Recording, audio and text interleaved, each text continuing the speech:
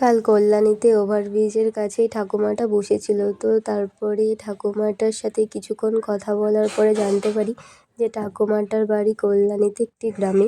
তো ঠাকুমা আমাকে বলে যে তোর মতন আমার একটা নাতনি আছে জানিস। তো ঠাকুমা অনেক ভালোবাসলো, অনেক আশীর্বাদ দিল। তো অনেক ভালো লাগছিলো। তো ঠাকুমাকে আমি তখন বললাম, ঠাকুমা তুমি বাড়িতে না থেকে এই স্টেশনে কী করছো? তো ঠাকুমা বলে যে আমি এখানে ভিক্ষা করি, ভিক্ষা করে খাই, আমার ছেলে মেয়ে আমাকে এক মুঠো ভাত দেয় না। তো কথাটা শুনে সত্যি বলতে আমার একটা মনটা কেমন করে উঠল যে উনিও কারোর মা।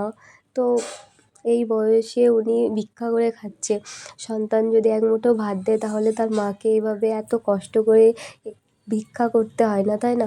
মানে এটা আমি ভাবি যে মা আমাদেরকে এত বড় করে, মানুষ কীভাবে সেই মাটাকে বাড়ি থেকে বার করে দেয় বা তাকে এক মুঠো ভাত দেয় না বা ভাতের খোঁটা দেয় কীভাবে?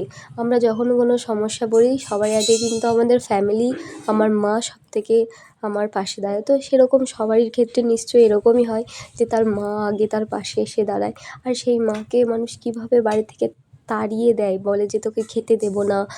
মানে মাকে কী করে কেউ বোঝা ভাবতে পারে, আমি এটা ভাবতেই পারি না। মানে কারা এরা, কেন করে এরকম? এক মুঠো খাবারের জন্য কেউ বাড়ি থেকে বার করে দেয় বলো তোমরা? মানুষ দিন দিন যত বড় হচ্ছে মানুষ তত ধ্বংসের পথে যাচ্ছে। কারণ যে সন্তান তার মাকে দেখে না সে কখনোই সন্তান হতে পারে না। এটাকে বললাম চলো আমার বাড়ি, ঠাকুমাটা আসলো না।